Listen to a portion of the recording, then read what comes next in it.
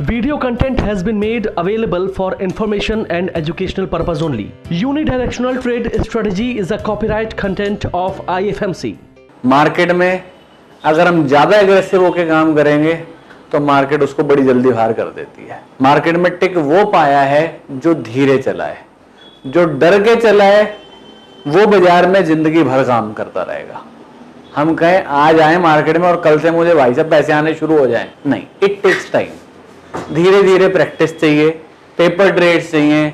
हमने जो भी ट्रेड बनाए उनको डिफाइन करना पड़ेगा, क्या उनके एंट्री, क्या उनके एग्जिट के रूल्स। इसके ऊपर हमने वेरियस स्ट्रेटजीज भी बना रखी हैं। आप हमारी वेबसाइट पे जाएंगे तो हमने पहले मैं आपको ऑनलाइन कोर्सेज के बारे में दिखाता हूं, जिसके अंदर हमने एक तो यूनिडायरेक्शनल ट्रेड स्ट्रेटजी बना रखी है, जिसके अंदर हम मंथली, वीकली, डेली एंड कुछ कुछ पैरामीटर्स जो हैं वो सारे बाय के होंगे तो ही ट्रेड लेंगे। मार्केट के अंदर ये बहुत इंपॉर्टेंट स्ट्रेटजी है, बहुत ही अच्छी स्ट्रेटजी है।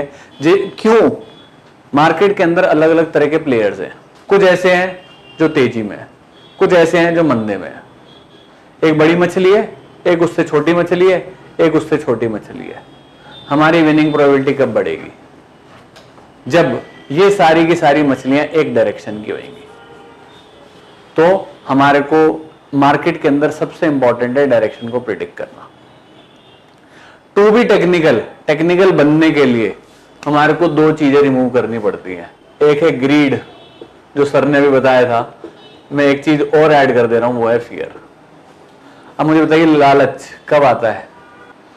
पैसे कमा लिए तो ठीक है, लालच है। एक शेयर है अडानी का जो 2000 रुपए का है, अब ये गिर के रह गया लेट अस सपोज 1900 रुपए। आप सबने 2000 में ले रखा है, अब 1900 रुपए रह गया, क्या करोगे? बताओ जी, क्या करोगे? क्या करेंगे? और ले लेंगे, 1900 में और ले लिया, अब रह गया 1800 रुपए। अब क्या करना बताओ? मेरे पास नीचे की जगह नहीं है, अब 200 रुपए रह गया, अब क्या करोगे?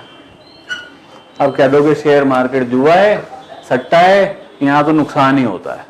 अगर ये तरीका बाजार में काम करने का है तो आज खत्म, नहीं तो कल पक्का खत्म। कोई भी trade has to be with entry and has to be with exit.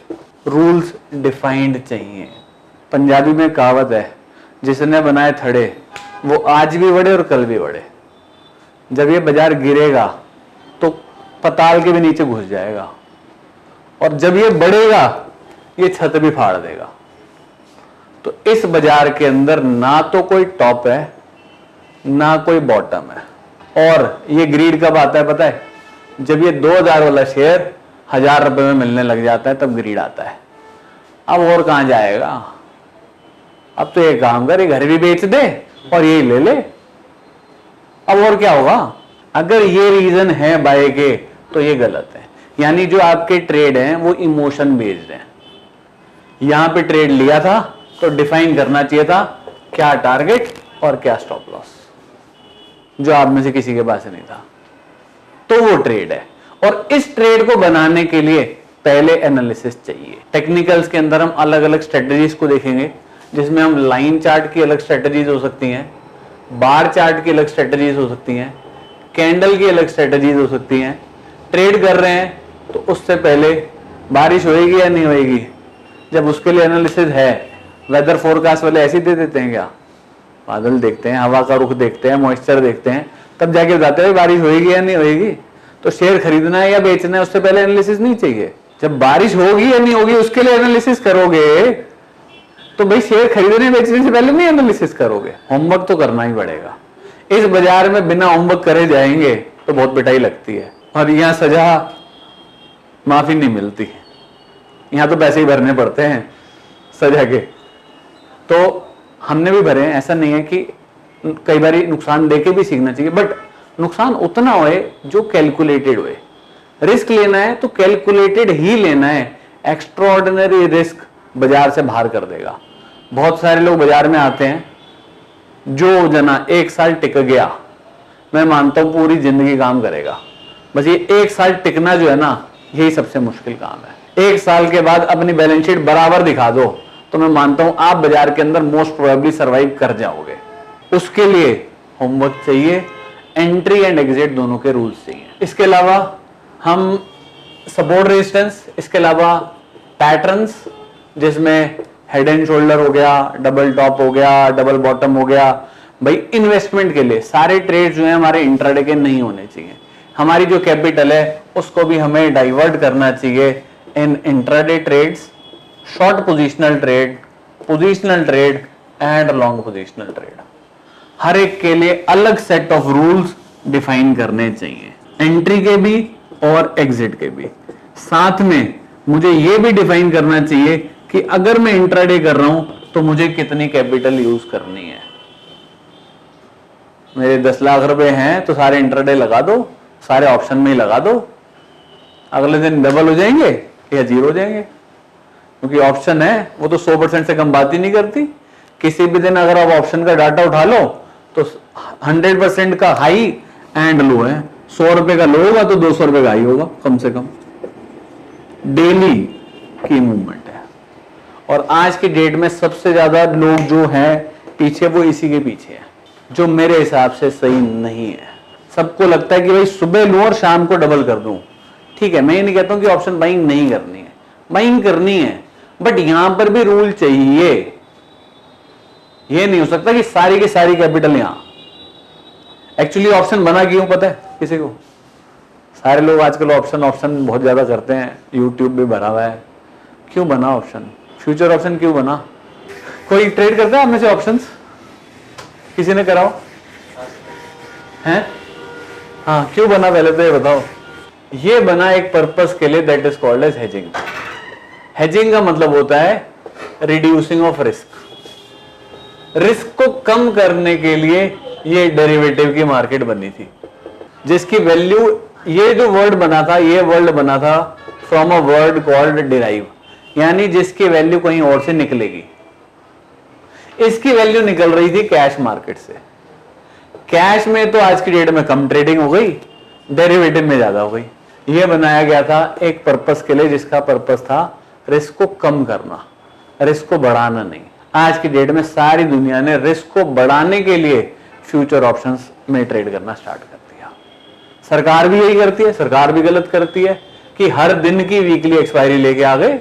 लो जी, एक दिन निफ्टी, एक दिन बैंक निफ्टी, एक दिन मिड कैप निफ्टी, एक दिन सेंसेक्स, एक दिन कोई और, करे जाओ ऑप्शन ट्रेड। इतना वॉल्यूम की पूछो ही मत। सरकार को भी पैसा कहाँ आएगा? टैक्सेस से ही तो आएगा। तो सरकार भी इसी को ही प्रमोट कर रही है, जो सही है नहीं है। कैपिटल कहाँ जाएगी ये भी नहीं पता लगेगा। सारे लोग जो आ रहे हैं फ्रेशर, वो कहते हैं भाई हम सीधा जाएंगे फ्यूचर ऑप्शन में। अरे पहले कैश मार्केट में तो कमा लो, इसमें तो कमा के दिखाओ पहले। सेकंड पार्ट हो सकता है ये, पहले पहली सीढ़ी तो चढ़ो, बाद में चढ़ोगे ना दूसरी, सीधे छत पे पहुंच जाओगे। पहले जब तक कैश में एक शेयर ना करो, इस एक शेयर पर कमाओ, फिर 10 शेयर करो, फिर 100 करो, फिर 500 करो, फिर 1000 करो। जब तक 1000 नहीं करने लगो तब तक फ्यूचर ऑप्शन में मत जाना। और जो आता है आज की डेट में कहता है भाई सर पहले दिन बताओ जी ऑप्शन में कैसे ट्रेड करना है। गलत है। तो IFMC आपको फैक्ट्स बताता है, हवाई किले नहीं बनाते, हम पिक्चर नहीं दिखाते, जो फैक्ट है मार्केट का वो बताते हैं। डर के चलोगे जिंदा रहोगे, जिंदगी भर काम करते रहोगे। ज्यादा तेज दौड़ोगे आज गिरोगे, नहीं तो कल पक्के गिर जाओगे। गाड़ी में स्पीडोमीटर है, कितने की स्पीड मैक्सिमम? 200 पे चलाओ गाड़ी, आज ठुकेगी नहीं तो कल पक्का ठुक जाएगी। 40 पे चलाओगे ना, क्यों चलाओगे 40 पे? भाई अपनी गाड़ी है, अपनी जिंदगी है, अपने आप को बचा के चलोगे। और जब गाड़ी जब चला रहे हैं तो हम अपने आप को तो बचा ही रहे हैं, साथ में साथ वाले को भी बचा के चल रहे हैं। तो ये तो मार्केट है, यहां पर भी सबको बचा के चलना पड़ेगा। बचाना ही सबसे ज्यादा जरूरी है, रिस्क कम करना ही जरूरी है। इसके अलावा हमने कुछ और स्ट्रेटेजीज बना रखी हैं, जैसे कि ऑप्शन ट्रेडिंग स्ट्रेटेजीज। ऑप्शन में भी अलग अलग तरह की स्ट्रेटेजीज हो सकती हैं, जैसे बुल मार्केट की अलग है, बियर मार्केट की अलग है, एंड न्यूट्रल मार्केट्स की अलग है। कल मार्केट क्या होएगा, बुल की बियर? बताओ भाई, किसको लगता है कल मार्केट ऊपर जाएगी? क्या लगता है, ऊपर नीचे? कुछ भी हो सकता है। तो हमेशा मार्केट में सारे तरफ की हमारी स्ट्रेटेजीज डिफाइंड होनी चाहिए। ये नहीं कि सिर्फ बुल की स्ट्रेटेजीज चल रही हैं। एक महीना पहले तक सारी दुनिया कह रही थी भाई अब तो 21,000, 20,000, 22,000 और 25,000, एक महीने में ही वापस बाजार नीचे आ गया। मैं कहा भाई नहीं चला रहा, अब बोलो क्या करना है। तो हमेशा we should have plan B. वैसे ट्रेडिंग क्या है पता है, चोरी की तरह है। चोर क्या करता है, क्या करता है, सीधा गए चोरी कर ली। सबसे पहले है प्लानिंग कि भाई चोरी करनी कहाँ है, भाई माल कहाँ मिलेगा, नोएडा में मिलेगा, साउथ दिल्ली में मिलेगा, ग्रेटर कैलाश में मिलेगा, कहाँ मिलेगा। तो पहली है प्लानिंग। तो सिमिलरली मुझे भी एक चीज करनी है, क्या, प्लानिंग, कि मुझे ट्रेड करना क्या है। दूसरी चीज है एनालिसिस। अब ये तो समझ आ गया भाई साहब इस घर में चोरी करनी है।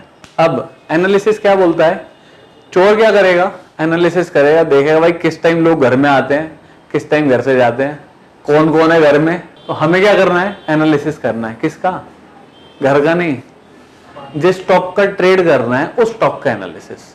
भाई पिछले एक महीने का क्या डाटा है, दिन में क्या हाई बनाता है, क्या लो बनाता है, क्या पैटर्न बनता है तो वो ऊपर जाता है, क्या पैटर्न बनता है तो वो नीचे जाता है, महीने की क्या मूवमेंट है, दिन की क्या मूवमेंट है, साल की क्या मूवमेंट है, तो वो रीडिंग है, तो वो एनालिसिस है। यानी रात को कोई नींद में उठा के भी पूछ लेना कि बता भाई कल का हाई लो क्या था, तो बता दूं भाई ये हाई था और ये लो था, तो वो एनालिसिस है। जब चोर एनालिसिस कर रहा है तो क्या हमें जरूरत नहीं है एनालिसिस करने की। थर्ड, और क्या रिक्वायरमेंट है चोर की, चोरी करने से पहले ही सोच लेता भाई साहब पकड़े गए तो क्या होगा। चोरी करने से पहले सोच लेता ना भाई पकड़े गए तो क्या होगा, मार पड़ेगी या थाने जाऊंगा। हमें भी कैलकुलेट करना है वो क्या है, उसका रिस्क। चौथा चीज है रिवार्ड। पहले एंटिसिपेट करके रखा है कि भाई अंदर ये माल मिलेगा तो निकल लूंगा। तो जब चोर रिस्क और रिवार्ड पहले कैलकुलेट करके चल रहा है तो हम तो ट्रेडिंग कर रहे हैं, तो हमारे को तो रिक्वायरमेंट है ही है। एंड द मोस्ट इंपॉर्टेंट, कोई बताएगा क्या है फिफ्थ पॉइंट इस चोरी के लिए? हाँ जी, कौन बताएगा ना? फिफ्थ पॉइंट सर ने बताया था अभी, जो हर्षद मेहता ने नहीं लगाया, स्टॉप लॉस। अब चोर का स्टॉप लॉस बताओ क्या है? वो कैरी करके ले जा सकता है। नहीं प्लान बी है, प्लान बी। Plan B. अगर मैं फंसा तो कहां से निकलना है भाई? दरवाजा खुला रखियो, खिड़की खुली रखियो, कोई साथी को बाहर खड़ा कर दिया कि भाई कोई आया सीटी बजा दियो। ये क्या है? चोर का स्टॉप लॉस। कि अगर वो फंसा तो निकलना कहां से है। ये पांचों चीजें रिक्वायर्ड हैं चोर के लिए भी और बाजार के लिए भी।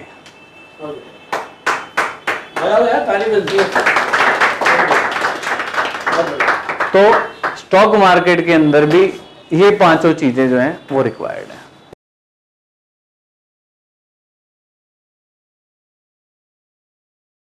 स्टॉक ट्रेडिंग के दौरान मुझे क्या खरीदना चाहिए और मुझे क्या बेचना चाहिए, मुझे कब खरीदना चाहिए और मुझे कब बेचना चाहिए, ये सवाल आपको परेशान करते हैं। तो चलिए सिंप्लीफाई करते हैं स्टॉक ट्रेडिंग को और निकालना सीखते हैं वो एक्यूरेट पॉइंट्स जहां हमें स्टॉक को बाय या सेल करना है। मेरे यानी मनीष तनेजा के साथ IFMC की यूनिटीएस स्ट्रैटेजीज से। यूनिटीएस यानी यूनिडायरेक्शनल ट्रेड स्ट्रैटेजीज, जो है हर स्टॉक ट्रेडर की पहली पसंद, जो बनाती है स्टॉक ट्रेडिंग को सिंपल, एक्यूरेट और स्ट्रेस फ्री। यूनिटीएस स्ट्रैटेजीज सभी इंटरवल्स पे काम करती है, चाहे वो इंट्राडे हो, पोजिशनल हो या लॉन्ग पोजिशनल हो। मेरे 26 सालों के एक्सपीरियंस और एक्सपर्टीज का निचोड़ है यूनिटीएस। IFMC की लोकप्रियता का राज है उसकी copyright strategies. And IFMC is unchallenged leader in stock market education. IFMC is now a school of 10 million learners, awarded twice by Delhi City Icon Awards. So let's begin UDTS online course by IFMC.